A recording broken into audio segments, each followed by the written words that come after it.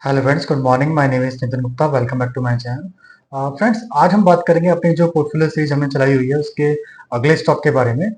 और अगर आपने बाकी के जो सीरीज के वीडियो नहीं देखे हैं तो मैंने उसका लिंक दिया हुआ है डिस्क्रिप्शन में, आप वो जाके चेक कर सकते हैं और स्टडी कर सकते हैं। चलिए चलते हैं आज के स्टॉक। आज का जो स्टॉक है उसका नाम है धनलक्ष्मी बैंक लिमिटेड। ये काफी स्मॉल कंपनी है, स्मॉल बैंक ही है। अगर थोड़ा इसके बारे में पढ़ते हैं तो ही Dhanlaxmi bank limited is incorporated in 1927 in Thrissur और Kerala in a publicly held banking company engaged in providing a wide range of banking and financial service including retail banking, corporate banking and treasury operation with a major concentration of southern state। तो basically ये केरला के अंदर ये bank open हुआ था 1927 में। काफी पुराना बैंक है और ये इनका जो बिजनेस का फोकस है वो सारा का सारा ज्यादा साउथ की तरफ ही है, साउथ जो इंडिया है उसकी तरफ ही है। और थोड़ा सा एक बार देख लेते हैं कि कुछ जो मुझे एक पॉइंट नजर में आया था, जो नेटवर्क डिस्ट्रीब्यूशन इनका bank already has over 540 customer touch point included 247 branches, 263 ATMs and 70 Bee Gees and 31st March 2022 spread across 40 states and one union territory. Also, southern state contribute to around 80% of the total branches। तो इनके जो branches का जो बहुत बड़ा network है वो ज्यादातर साउथ में ही है इनका। और इनका एक टाई अप भी हुआ था। हाँ, edition bank enter into agreement with the SBI General Insurance Company Limited for distribution of general insurance product it introduced on online trading facility through arrangement with SMC Global Security Limited and a few more services for the benefit of customer। तो जो अपने customer को benefit देने के लिए उन्होंने SBI general के साथ एक पार्टीशन भी किया है कि जिसमें वो उनके जो इंश्योरेंस के प्रोडक्ट है वो ये सेल कर पाएंगे। तो अब देखो, फंडामेंटल की बात करते हैं। मार्केट कैपिटल इनका 1108 करोड़ का है और जो स्टॉक पी है 12.0 का है और उसी 4.56 है। प्रॉफिट लास्ट 12 मंथ का जो प्रॉफिट है 111 करोड़ का है। प्रमोटर होल्डिंग जीरो है। इंडस्ट्री पी 111.16 है। करंट प्राइस 43.8 है। बुक वैल्यू 38.0 है। तो सबसे अच्छी बात है कि बुक वैल्यू के नजदीकी है। आरओई 5.22 का है। प्रेजिंग परसेंट कोई है नहीं। हाई प्राइस ऑल टाइम 212 का है। जो 50 लो था वो 13.5 है और जो हाई है 59.0 है। डिविडेंड देती नहीं कंपनी। फेस वैल्यू 10 की है। डेट इक्विटी 14.4 है। जो कि हमको पता ही है कि बैंकिंग के फाइनेंस के सेक्टर में डेट टू डिविडेंड की इन्वेंट्री होती है।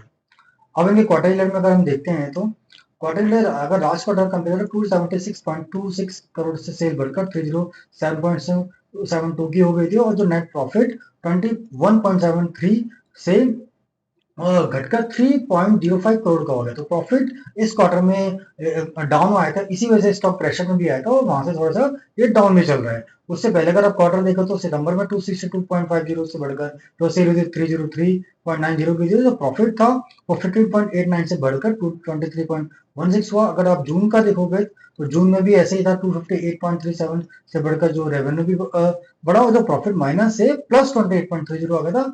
सेम मार्च में था। मार्च में 23.4 तो बढ़कर 38.17। तो एक प्रॉफिट इस प्रॉफिट में बेसिकली जो उनका मार्जिन है वो थोड़ा सा प्रेशर है आया मार्जिन की वजह से, इसलिए ये थोड़ा सा प्रेशर में स्टॉक में हमें नजर आया।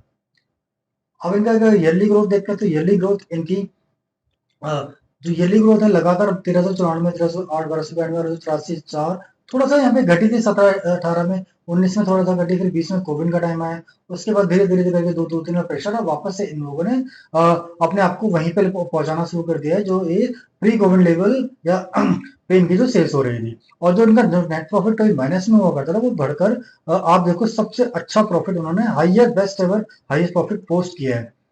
हाँ, और क्वार्टर की अगर रिजल्ट भी देखो तो क्वार्टर भी अच्छे रिजल्ट आ रहे थे। इस क्वार्टर का हम छोड़ दे तो ठीक है। अब रिजर्व इनके पास देखो तो 708 करोड़ में पास रिजर्व है। इक्विटी पर 253 करोड़ की है और इनके पास 251 करोड़ का फिक्स एसेट है और CWB 7 के और इन्वेस्टमेंट इनका खुद का 389 करोड़ का है। तो उस हिसाब से देखे तो इनके पास अच्छी बैलेंस शीट है, स्ट्रॉन्ग बैलेंस शीट है और मार्केट कैपिटल कंपनी की कुल 1108 करोड़ की है। ठीक है।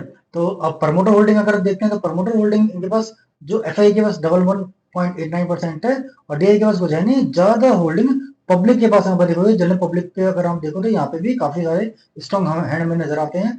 10% रविंद्र पिलाई जी, 7150 जिनेश जी और ये यू जी 5 17 52 17 22 27 24 26 27 28 29 अराउंड 31-32% हमें नजर आती है स्ट्रॉन्ग हैंड में यहाँ से। और जो उससे जो घटती है वो शायद जनरल पब्लिक के पास, या हो सकता है जनरल पब्लिक पे इससे भी कम हो, क्योंकि 1% से जो कम की हिस्सेदारी ज्यादा हिस्सेदारी है, या 1% या 1% की ज्यादा की हिस्सेदारी यहाँ पे नजर आती है, बाकी उससे कमी नजर आती है। तो इस पॉइंट को हम थोड़ा सा वीक कंसिडर कर सकते हैं कि हो सकता है कि जनरल पब्लिक के पास शेयर ये काफी ज्यादा हो।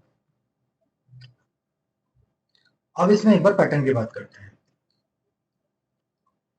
ये वाला जो पैटर्न है, ठीक है, ये वाला पैटर्न फॉर्म हुआ था, और जो ये वाली रेंज है 17 मई की है। तो 17 मई का फंडामेंटल भी चेक करते हैं कि 17 फंड उससे कंपेयर करते हैं। तो 17 में जो ये थे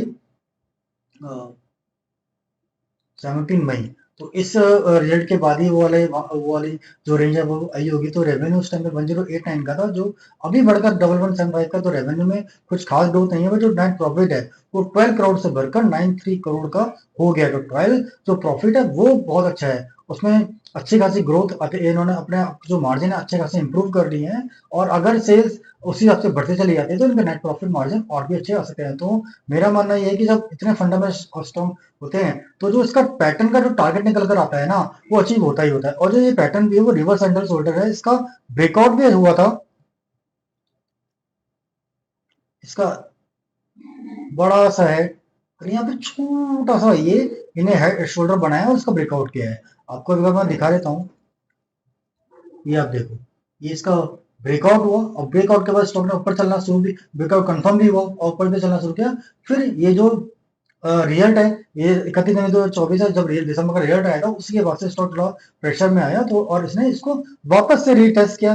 रीटेस्ट करने पर ये वापस से हमारे जो लोग यहाँ पे नहीं ले पाए थे उनके लिए अपॉर्चुनिटी वापस से यहाँ पे नजर आती है। अब इसका टारगेट क्या आता है?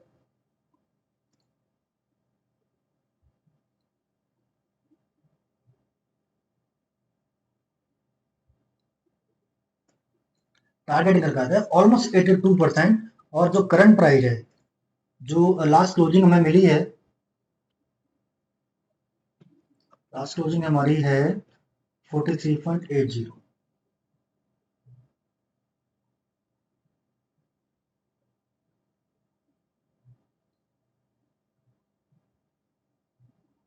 ऑलमोस्ट 84% की हमें अपॉर्चुनिटी नजर आती है। अब देखो, इससे स्ट्रॉन्ग फंडामेंटल है, इसका हाई कितने हैं? 212। इन्हें हाई कब बनाया था एक बार वो भी चेक कर लेते हैं।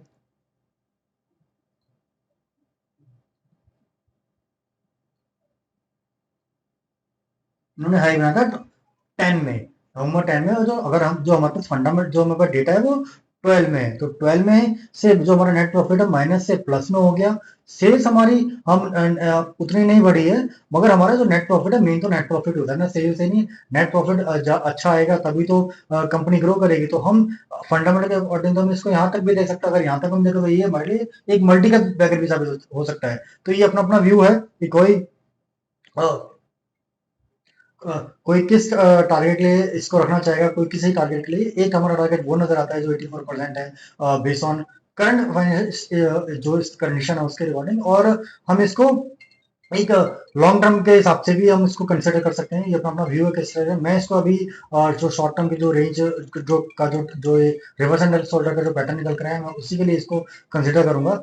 आप अपने हिसाब से इसको प्ले कर सकते हैं। मेरी किसी भी तरह की कोई बाइंग और सेलिंग की रिकमेंडेशन नहीं है, जस्ट आपके साथ एक स्टडी है जिसे हम लोग साथ में मिलकर ग्रो कर सकें। प्लीज, अगर आपको मेरी वीडियो अच्छा लगे तो प्लीज लाइक कीजिए, सब्सक्राइब कीजिए।